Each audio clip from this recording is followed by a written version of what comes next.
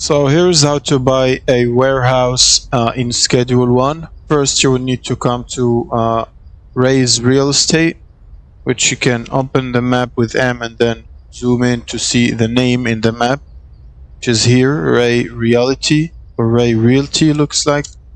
And then you'll need to go in and then talk to this NPC. What you have for sale.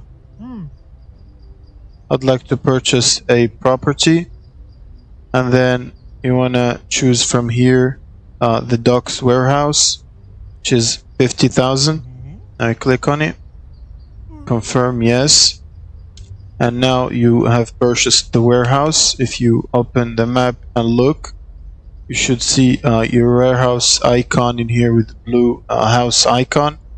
And that's it. Thank you guys for watching, and subscribe.